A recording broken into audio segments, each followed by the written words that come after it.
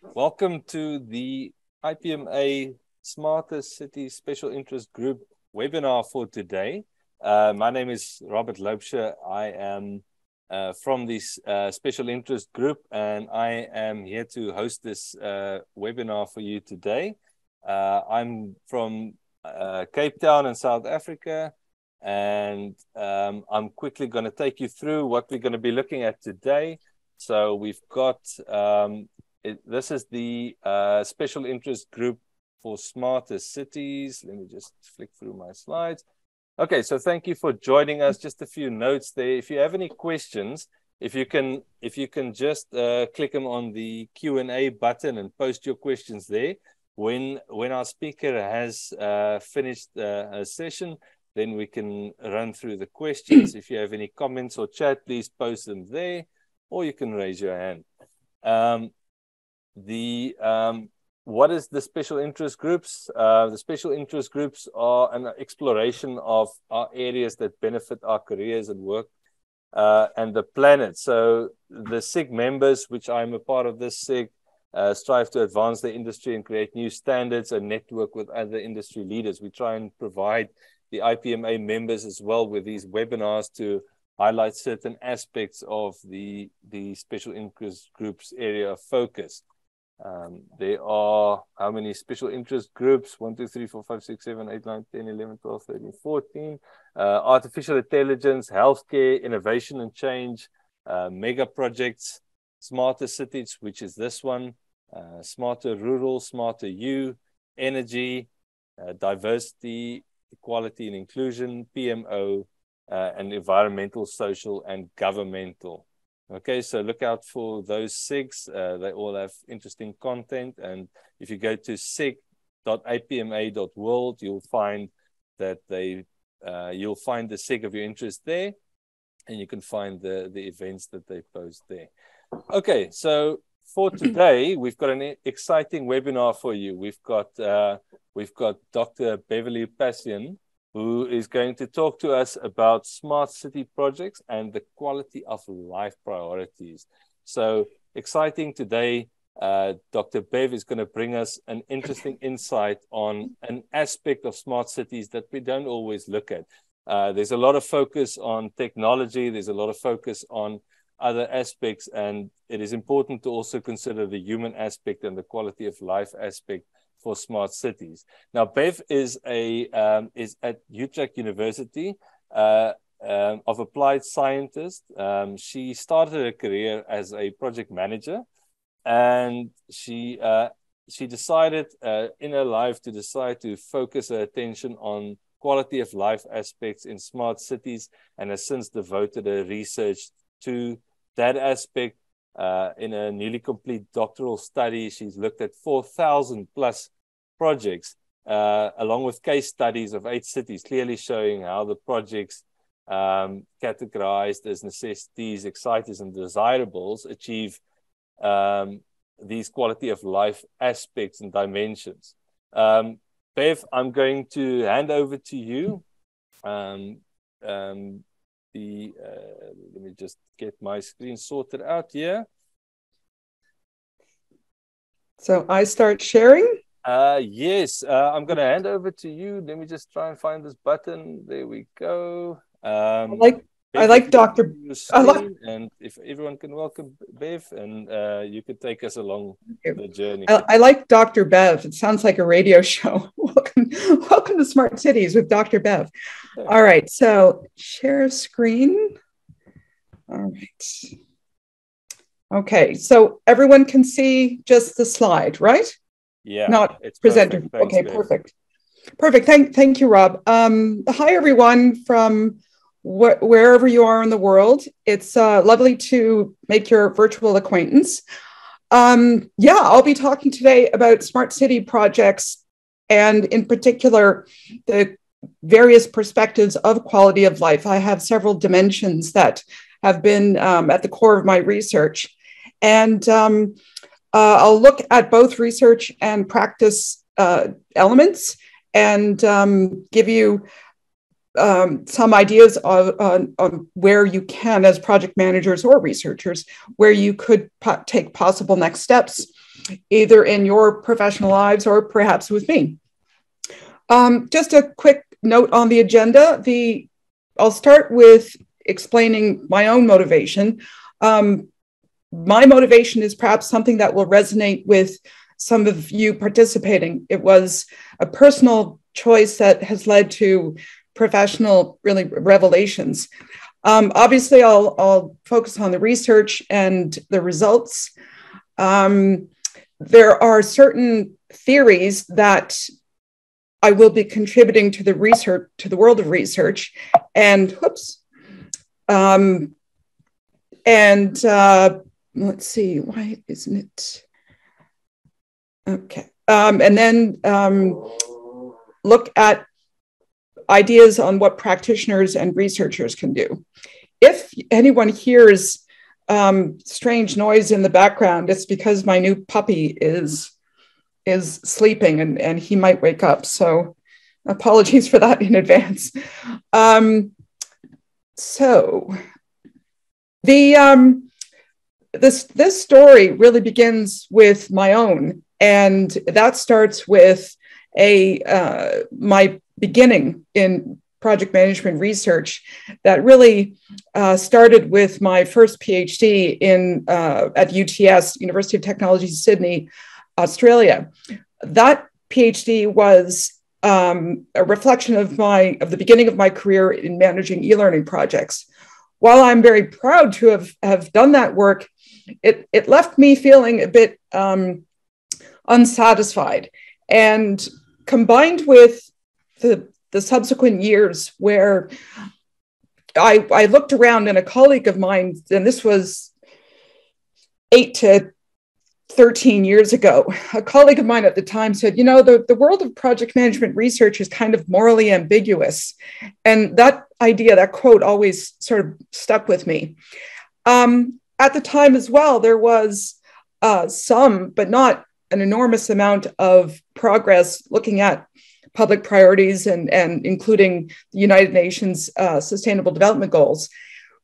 So with that kind of with those thoughts in my mind and a view of the professional and research landscape, I thought the most effective response for me as a project management professional and somebody who wanted to continue in research, the most effective response for me was to do a second PhD. It was that decision might be unusual for some, but it made complete sense to me. And frankly, it's one of the best decisions of my professional life. I have been given the chance to work with Aaron Shenhar and look at city dimensions that reflect both personal and professional ideas and activities that hopefully we all share to some degree. So I will touch on both research and practice, and as this is a reflection of my doctoral work, I'll touch briefly on research in some respects. The world of smart cities is just populated with definitions, and that is becoming, in my view, less and less helpful. One of the problems with definitions is that in smart city definitions is that they can become so complex. I offer a few examples. The most regularly cited definition of a smart city is from more than 20 years ago. And I'm not going to read all of these. I'm showing them to illustrate a point. The definition by Hall 20 years ago did emphasize tech and systems and, various tech-related things. Our host today, IPMA, published this definition 5 years ago. ISO published this definition last year. The new award-winning research, the Global Researcher winner, who published on smart cities, in particular a city framework, defined cities like this. And one thing I think you can gather from these very long definitions is that what happens if one or more of the elements of these definitions is missing? Does the view of the city or the definition of the city somehow change or is somehow inadequate if one or more of these elements of the definition are not satisfied? So before I reveal my definition, I want to highlight something that I've contributed through my research. I took a look at the more than 50 smart city definitions. In particular, I wanted to see if there was a focus on quality of life. The short answer to that question is there wasn't. So I've categorized smart city definitions in these 4 ways. That a smart city can be the cause of something. It can result in quality of life or job growth or digitized infrastructure, any number of, well, not any number, but a variety of things. A smart city could be a result of something or a consequence, often of those same factors or others. The smart city could also be considered a stage where it is the result of, let's say, some kind of digitalized infrastructure and then result in many other things. It is not the cause or consequence. It can also be something called a fusion, where and remember, I'm just talking about the definitions, not the actual working city, where some definitions look at a smart city as a reflection of many things, not the cause or the consequence, but the fusion or the combination of many factors. With these in mind, Aaron and I thought, well, let's keep things simple. Let's keep things very simple. And I know that simplicity resonates with people in the IPMA SIG community, or the Smart City community, because this is a slide from the Berlin event 5 years ago. In fact, 5 years ago yesterday. And in preparing for today, I thought it would be worthwhile to remember something that the Smart City group of IPMA thought important 5 years ago. And that, quoting Einstein, if you cannot explain it simply, you don't understand it well enough. Something to reflect on, perhaps, when thinking about future definitions of anything related to smart cities. So with that in mind, and with in working with Aaron, this is a copy of my notebook from early in my PhD. For me, a smart city is one that continuously works to improve the quality of life of its citizens, period. That's it. It's as simple as that. There are many benefits to this definition. One of them is that it focuses on the human quality, it focuses on the human experience. Tech is obviously, is part of the landscape, but the view of a city is one that focuses on quality of life. Again, I want to stay with my research just for a second. Knowing the smart city definition literature, I then turned my attention to quality of life, in particular, project management journals and associations.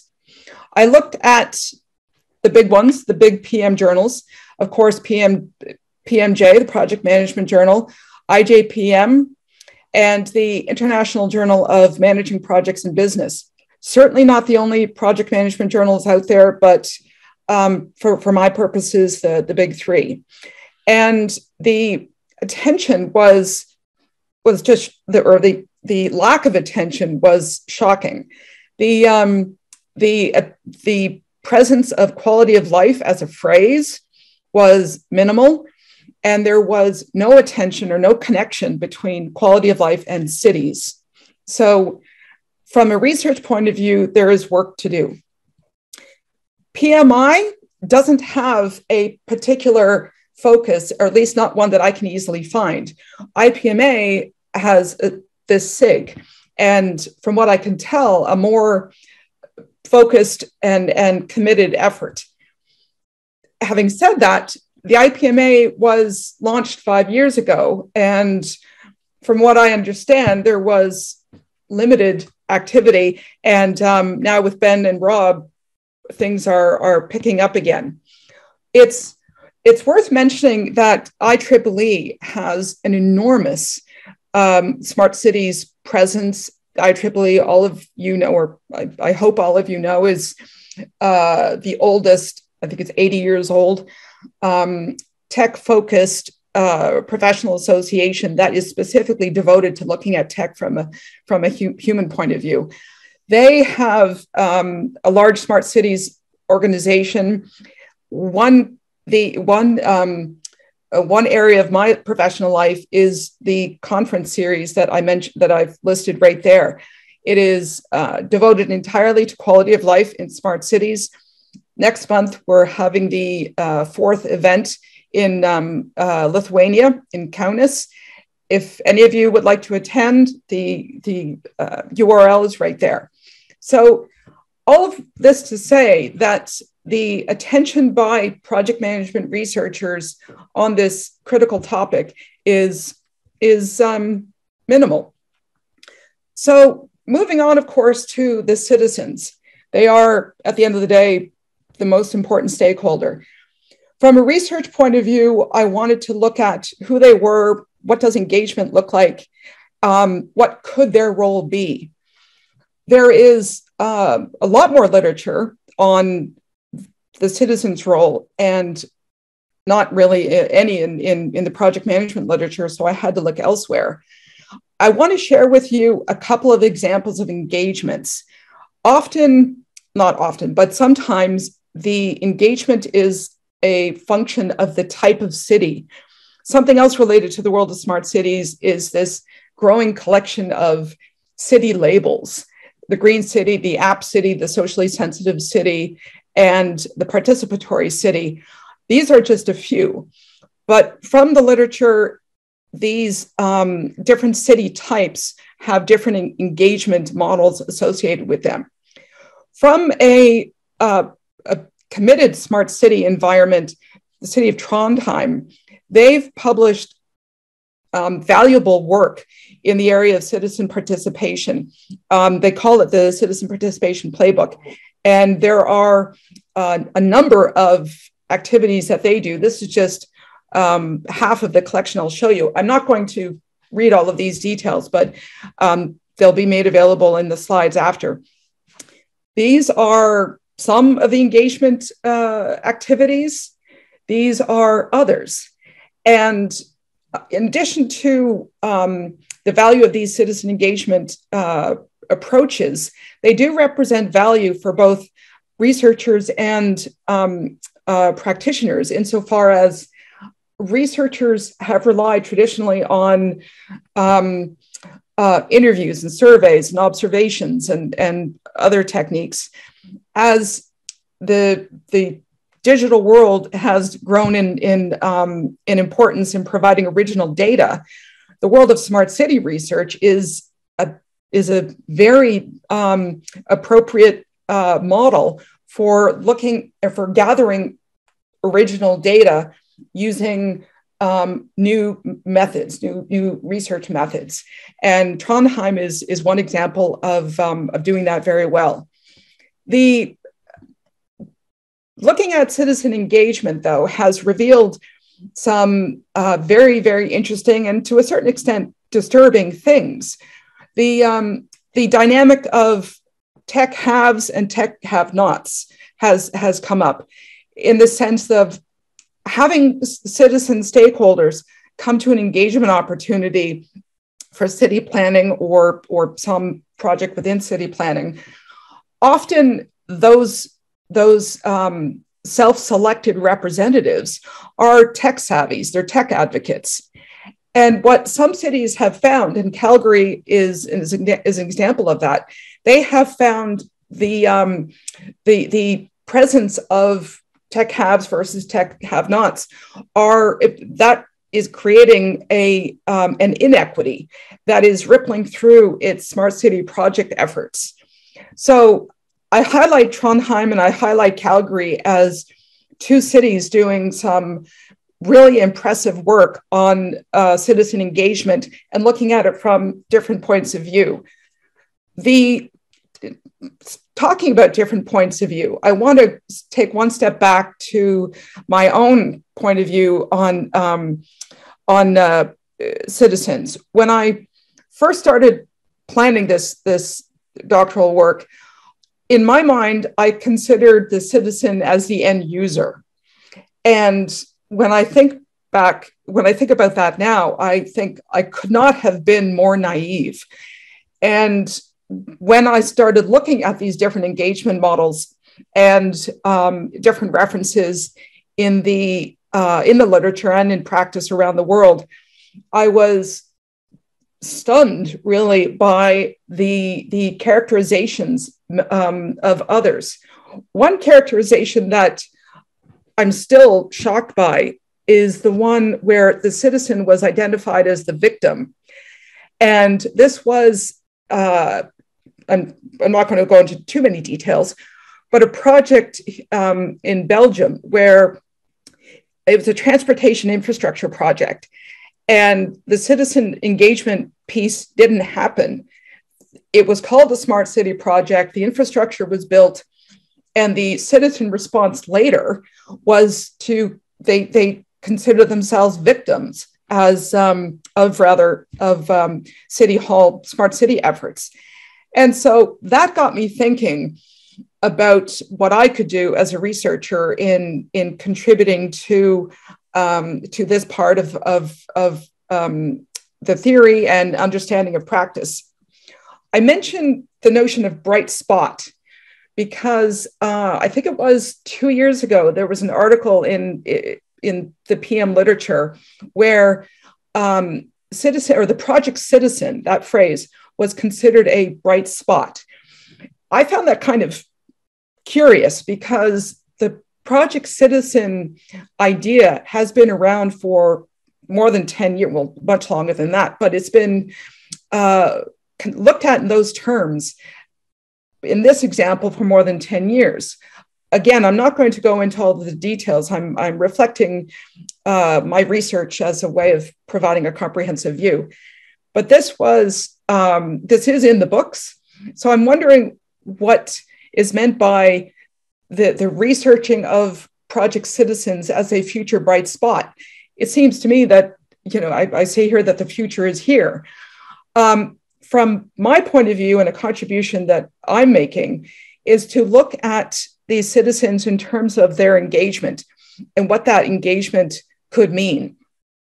So I compiled the list of citizen characterizations that I showed you a minute ago and plotted them in this matrix. This was then used, and I'll show you the result of that. This was then used in my investigation of case study cities. And I'll show you the results of that in a minute. So these were a couple of areas of my research, and in particular, my investigation of the literature, some parts of the literature. But of course, my research was focused on the projects themselves and how they contribute to quality of life. My research design had two parts. Originally, it just had one part where I was going to do a multi-city case study. Originally, it was going to be 4 cities, but once the ball started rolling, I had many more volunteers. There were certain criteria that I had to that I wanted satisfied, that they had official smart city projects, in particular using that phrase, that they considered part of their smart city strategy.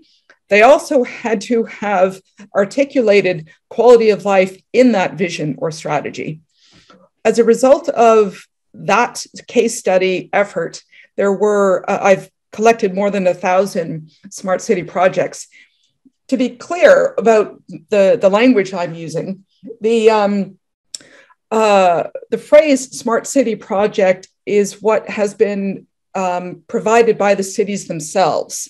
I didn't look at all projects through that the city was responsible for. I used their own their own language, and it was consistently used across these cities that I studied. The pandemic happened, of course, and access to these cities was problematic. And well, when I say problematic, it didn't happen. I was quite, as we all were quite grounded for the better part of 2 years.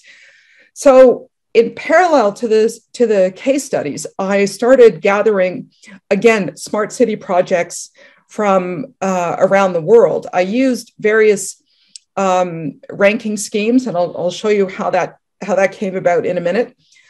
I had various stages of my collection, initially 800, then more than 2,000, again, official smart city projects from around the world. There were, I looked at a particular time frame. I didn't want to go back too long or too much into the future. And of course, the 1,000 from my own, from the cities I studied. I'm also still collecting, and I'll get to that in a minute, but well, in a few minutes. But I saw a trend that I'll share with you, and I was curious to see if it recurred or reoccurred, and it has, and you'll see what that looks like. So far, I have a list of 4,000 smart city projects, and you'll see the results of my analysis in a minute. The identification of the projects came from the identification of cities that were suitable for the identification of projects. How did you ask? Well, how did I identify those cities? I went to a collection of sources, in particular these sources, that were at the time responsible for generating annual lists of the smart city, the top 20 smart cities, or the top 40 livable cities, that kind of thing. And I looked at these sources to make sure that they had been published for multiple years, that they had a understandable and accessible method strategy for their ranking. And I combined all of those characteristics. There were 323. My goal was I had two goals. The first was to identify suitable cities that could be sources for smart city projects. I then wanted to use the elements of these ranking schemes to come up with a first pass of quality of life dimensions. So with 323 elements, I reconciled them and reduced it to 207, and then reduced it further to 10 quality of life themes for my initial analysis. These are the 10 themes that I used for my initial analysis. Again, in the interest of time, I'm not going to read all of this text, but you can look at it. You can look at the slides later. These are the 10 that I initially used, and I applied these 10s to these dimensions to a list of 800 smart city projects from around the world. I'm showing you this image and would ask that you keep it in mind. You're going to see it a few times. So the initial list of quality of life themes, more than 800 projects. This was the distribution I ended up with. You might not be able to see the text underneath, and if that's true, I apologize. My sample came from a couple of city-based collections, Amsterdam being one of them, a couple of national project or smart city programs with specific projects identified, in particular Australia and Canada. Paris is another city that I for which I use their projects, and a few other sources. The distribution was interesting. This theme of multiple was dominant, and that presence, or that result, plus a few other things, caused me to reevaluate the initial group of 10 dimensions. So the changes from the original list of 10 dimensions are highlighted in bold here. And I'll just highlight a few of them. Housing is straightforward insofar as it, is the project creating affordable housing within the city limits. I changed the work dimension to work and economic value because I wanted to include Wi-Fi installations, and I'll talk a bit about that in a minute. Transportation was originally just transportation, but Aaron and I broadened it to include mobility. Health is straightforward. Education and learning. Originally, it was education, but I broadened it to learning because I wanted to include some projects that were not strictly speaking in an educational environment, but perhaps the result of research collaborations. Safety, the environment, of course, leisure. I ended up making 2 new additions for beauty and culture and distinguish them from leisure. Social justice, I included from the beginning because I wanted there to be particular attention.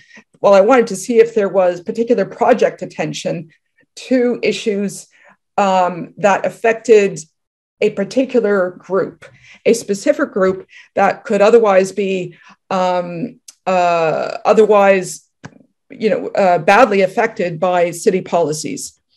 Spirituality is something that I'll get into a bit more later on, but that is something that is partly a reflection of my own personal circumstances, but also something that I've come to see is of serious need of attention, and having it here, having it become a part of my research is one of the reasons why I'm so pleased with this time in my professional life that personal and professional interests have converged. Civic engagement is necessary and reflects the relationship between City Hall, basically, and citizens, and particularly focuses on engagement. Can city services, city information be shared? Is it shared? What access do citizens have? So with this collection of quality of life dimensions, I went to my international project list. And I'm going to show you now 3 different regions. And let me preface by saying that the list of cities associated with those ranking schemes that I used, there was, as you can imagine, dozens and dozens of cities. I eventually had to make decisions as to which cities to exclude because of a few factors. I'll just name 2. One of them is that language became a problem. There are, enormous smart city efforts happening in India, for example, but the quality of the English available through public websites became a hurdle that I couldn't overcome. Related to that, of course, is the provision of official smart city data through official channels, which I just want to pause there for a second because the world of smart city research is phenomenal, partly because of the mountain of data that is freely and widely available through official city sites. It is really quite remarkable. With that official information, I was able to look at cities from 3 different locations: the US and Canada, Australia and New Zealand, and some countries within Western Europe. I'll leave this here just for a minute where you can see the distribution. The themes are located along the bottom. You will see in all 3 situations that work and economic value is the peak, is the highest peak. Similarly, you will see that the environment is the second highest in all of those 3 areas. you'll also see certain absences that still surprise me. Health is absent or not absent, but it is not given much project attention in all three collections. Culture is largely absent in the Canadian or in the North American projects, and surprisingly in the European project collection. Australia and New Zealand apparently devote more time to leisure, but that's a conversation for another day. Also, you will see an almost complete absence in, well, not almost complete, a complete absence of projects with respect to spirituality or engagement with faith-based communities. So keep these trends in mind, please. Keep these visuals in mind.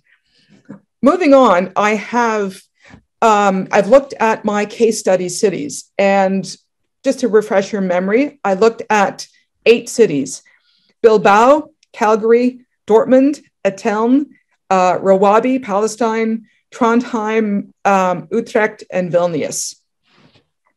This is the distribution of the projects within those same cities. The same trend appears. Work and economic value projects have the highest presence. Environment has the second highest, except in Calgary. And others that had lack of attention in other parts of the world similarly have lack of attention in my case study cities. A few highlights. There was little attention to health and surprisingly little attention to housing. In talking with the case study cities, I asked them about the lack of attention to health, and I received 2 basic responses. The first response was, well, those projects aren't funded, aren't the result of policies at the city level. They're at a higher level of government. However, some city representatives, including here in Utrecht, did mention that they saw health at a more holistic level as a priority that the city should embrace, but not necessarily in the same way health might be considered in other locations. Like I said, surprising attention or surprising lack of attention to housing projects, no attention or engagement with faith-based communities. There was little attention to social justice, but the project examples that I do have, particularly in Calgary, are very helpful and possibly very inspirational to other cities. Wi-Fi installations were, the abundance of Wi-Fi installations was surprising to a certain extent. And that was a decision that Aaron and I made concerned allocating those Wi-Fi installations to work and economic value. We considered them almost like a utility where once widely available, the use of Wi-Fi could then be used could then benefit many applications, just like, most other utilities. So in the absence of Wi-Fi, work and economic value would go down, but that was part of the reasoning in allocating those to those projects to work and economic value. There were some surprises. Safety was the safety as a category received attention from cities more than I expected. The commitments to environmental goals was unfortunately very, very broad, which surprised me. Safety was, as I say, something I didn't expect, but when I got to know the projects and spoke with the city representatives, it made much more sense that they would put in place mechanisms for, floodwater warning systems or lighting installations or, new transportation infrastructure in the form of bridges or bridges specifically, or other infrastructure elements aimed to improve the safety of a particular area. So, and there were, of course, many, many other highlights that will be available in my thesis, but I wanted to, at this point, show you the very clear trend that has emerged in all three collections. In the international collection of more than 2,000, in the 8 cities that I also researched, the same trend has appeared. I'm currently gathering more smart city projects, more than 400 of them, and the trend continues, this time with environmental projects achieving an even higher presence. So what does this suggest, or what could this do for our understanding of projects? I'd like to introduce 2 ideas at this point. One concerns new project types, and the other concerns what that could mean in terms of value. And with that in mind, I want to highlight one thing, which is to say that not all themes, of course, will affect quality of life in the same way. The dimensions I studied are here on the left-hand side. Aaron and I then we created a list, a small list of project areas that we felt were appropriate for city living. And we called them necessities, desirables, and exciters. We allocated the dimensions to these 3 broad areas. What I'd like to do now is share with you what I think is the bottom line, really, of my research. And that is consistently the necessary and desirable smart city projects drive or support the exciter projects. When I first looked at this image, I called Aaron and I said to him, my goodness, my research shows that quality of life is in fact not getting any attention. He got as much as Aaron can. He was annoyed with me. He said, "No, Beverly, it's the exact opposite. What you're showing is that where there are smart city projects, in fact, they are directly supported by the projects that we do see as necessary in city-based living." So this trend is something I'm seeing again and again and again, and it's one of the things that's motivating me to continue to compile smart city projects. Of course, the citizens, what are they doing when all of this is happening? What I was able to show is that the matrix that I compiled or that I designed is accurate insofar as the case studies, the cities that I studied. All of those cities have citizens that are actively involved and advocates for what the city is doing in terms of smart city projects. And all of those cities are highly ranked in terms of having a high quality of life. But implications. Let's look at a few very specific situations. There are some actions that I'd like to identify here, but there are potentially many actions for project managers. There are many international efforts going on that I think perhaps IPMA and PMI could be more involved with. There are standards, ISO standards on city indicators and sustainable cities and communities. Working together with one or more of these organizations could, I think, help the project manager do his or her job. There are programs, of course, city-based programs that could benefit from the collection of projects that I've compiled. There are 4,000 examples, and I would be happy to share them with anybody interested. It's part of what I'll do as a follow-up to this doctorate to share that data set and those descriptions.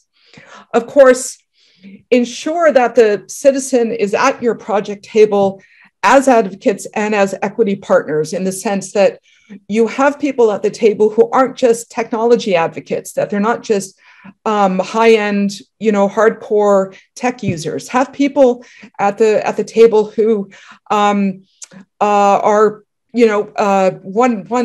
the city of Calgary gave me a really great example.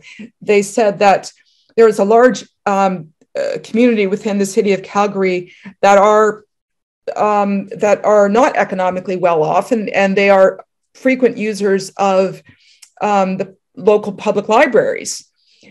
Wouldn't it be better to have those citizens at the smart city project planning table, because they are going to be affected by Calgary's smart city planning efforts, but they aren't tech users? So I'm sure Calgary is not alone in having that experience or dealing with that reality. Of course, the considerations that I've mentioned here and the quality of life dimensions that I've introduced could be included in any sort of standards or models that are being developed within associations, and change project selection and design criteria. Three areas that I would like to focus on as I wrap up concerns project selection and design criteria. One area is in considerations for age and gender. Some of you may know that this decade, the decade of the 20s, has been declared by the UN as the decade of healthy aging. And what that means for smart city projects is that they should, ideally, they should keep that in mind when deciding on which projects to select and to fund. The question is, is that happening, or has that happened? Can that be shown in the projects I've collected so far? And the gender perspective. It is well established that different genders navigate cities differently for various reasons, socioeconomic reasons, cultural reasons. So it begs the question, are smart city projects keeping these two very human dimensions in mind? Going back to my distribution, for the purposes of this presentation, I wanted to give you a specific number. And of more than 1,000 projects of my city-based list, and these are my case study cities, 12 of them mention gender or age as the focus of their projects. Think about that the next time you're at a project table and are deciding on which project to fund or to support. The other item I wanted to return to is the engagement of faith-based communities. I wonder if I could see you, or if I could ask all of you the question, who is the largest, globally speaking, who is the largest landowner? Okay, and I wonder what you're all saying to yourselves. Some people say it's the British Crown. Some people say it's King Abdullah of Saudi Arabia. But the University of Notre Dame, which is not, a university to dismiss, they have clearly shown that the Catholic Church is the largest non-governmental landowner in the world. Again, this is the University of Notre Dame, and yes, it's a Catholic school, but they wouldn't publish that kind of statement unless it were true. I want to emphasize at this point that, I'm mentioning the engagement with faith-based communities not from a religious point of view or spiritual point of view. I'm really not. But it seems to me that if you have a stakeholder who has an enormous position in the built environment and you're not having them at the table, then you as project and program managers in cities, what are you doing if you don't have one of the largest built environment stakeholders at the table? So I went back to my distribution, and there, aside from a handful of projects devoted to basically cemetery maintenance, no attention is being put on attention to faith-based communities. Something else to think about. Climate action is going to affect third world and developing world countries more than others. Well, arguably more, but undeniably significantly so.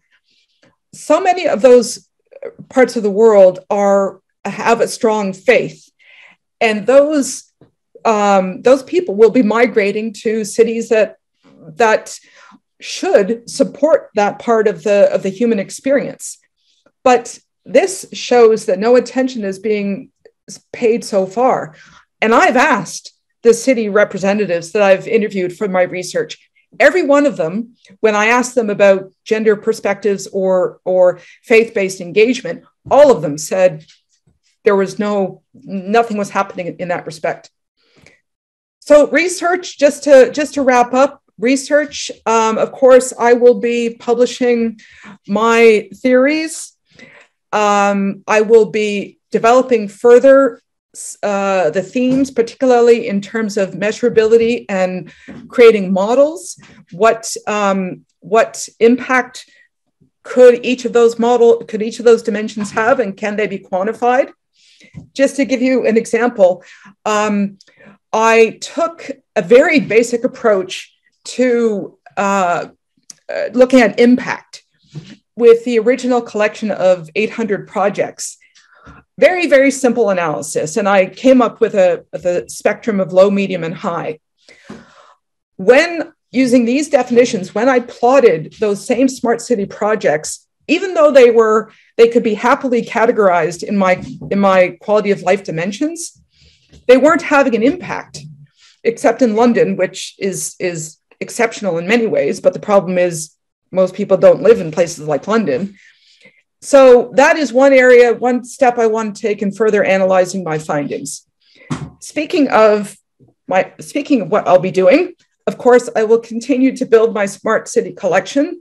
I'm actively looking for representatives, perhaps people on this call, that can give me access or point me in the direction of smart city collections. I am looking for work outside of academics, and let me tell you why. The world of smart cities is so dynamic and so innovative that I say this with respect and affection. My colleagues in research in universities are steps behind, and they are not approaching this area of research and this domain in a way that interests me. Cities and organizations that are deep in smart city work is where it's at, and that's what I want to focus on next. Of course, working with IPMA and IEEE is ongoing. Some of you may know, but I'm happy to announce here that working with Rob and Ben, we're going to be launching a podcast series, and it's terrific. I'm working out the details now. There will be long form interviews and city profiles, so stay tuned for more information there. The conference series is ongoing. You can find more information at that website. There'll be publications. These are just a few. And with that, I will pass it back to Rob. My dog is going crazy. Thank you, Beverly. Thank you for your insights. As always, great to hear about all your work and the research you've been doing in this field. I see we've had some great activity here on the Q&A side as well. So I think we've got only a couple of minutes left before we need to sign off, before our hour is gone. So I'm gonna start with Tim's question. He's saying, how do you move a citizen as a tolerator to a citizen as an advocate? And are there strategies? How do you move this? Yes, there are strategies. And the cities that I've profiled all have documented strategies. I'd be happy to share that with you. In fact, I think it would be wise for my puppy woke up. It would be wise for IPMA to document and share such details as part of their stakeholder management efforts. Okay, so fantastic. I'm happy to follow up with you on that. That's fantastic. I think there's a lot of people, that could benefit from these practical strategies when we absolutely, and they're available. These project tables and how do we actually move the citizens from one of those spots to another. So thanks for that. And then we've got Alan. Alan has commented, and he's also asked, from your research, do you think the more relevant terminology these days is sustainable cities, or is smart cities the most appropriate term in use? What are your views on that? Oh, I'm such a critic of those labels. I really am. I find those labels distracting. The city is one of the oldest organizational models, whatever label you give it. So I'm not a fan of any label, really. So it's the human experience in whatever city that you want to talk about that interests me. Okay, fantastic. And Alan also asked, should there be stronger emphasis on including reviewing and considering historical influences that impact the city development, or as part of the city's DNA as it evolved through history and its heritage? I couldn't agree more. Absolutely. And there are some interesting insights to, in particular cities, in Barcelona, for example, where heritage is an active part of their city planning, the safeguarding of local infrastructure, for example. So yeah, some cities actively consider heritage as part of their future planning. Absolutely. And it should happen more than just in cities like Barcelona. Okay, fantastic. And then we've got Alexia. Indeed, the Catholic Church, just a comment from her side, the Catholic Church is long recognized as a significant income stream in Dallas, Texas. The Catholic Church owns all land on which the city's sports stadiums and parking is located, and leased back to the city. Imagine the revenue stream. Thanks, Alexia. And then a question from Alexia is, how old is the puppy? Well, here he is. There we go. He's 9 weeks and 3 days. There we go. And I've got Mohammed. Our colleague Mohammed is asking, he says, thank you for the presentation. Is it possible to discuss slide number 7 again? Mohammed, maybe you want to expand on that a little bit? I'll just unmute you there. Mohammed, are you there? God. Murphy woke up. Okay, I think we're gonna have to move along quickly. Ben Williams is asking, where's your research available to read? Are you able to share some links with the attendees? I can share some links, absolutely. Yes, I will. Short answer is yes, I will. All right, there we go. And then there's lots of questions, lots of activity here, Bev. Lots of interest. And then from Igor, we've got a question. I believe that a lot of smart city projects are terminated before they could be finished and implemented due to change in city management and a change in vision of how their city should evolve, or shifting project budgets to more interesting projects. So there's a comment from Igor there. Any sort of comments from your side of what you've seen on that? That's a very meaningful observation, and something that Aaron and I kept in mind the different agendas, if you will, between the elected officials and the management officials.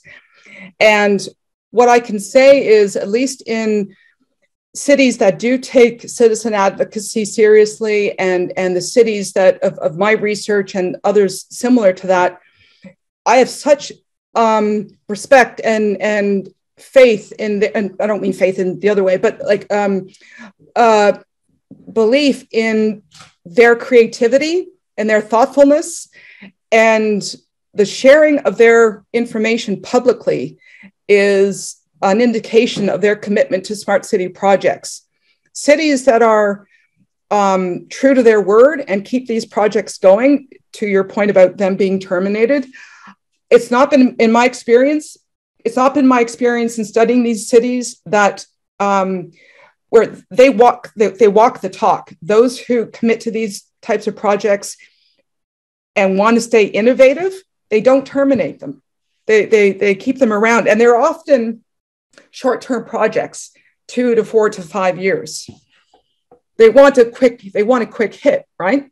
Yes. No, absolutely. I see we've got Mohammed here. Mohammed, do you want to share your question?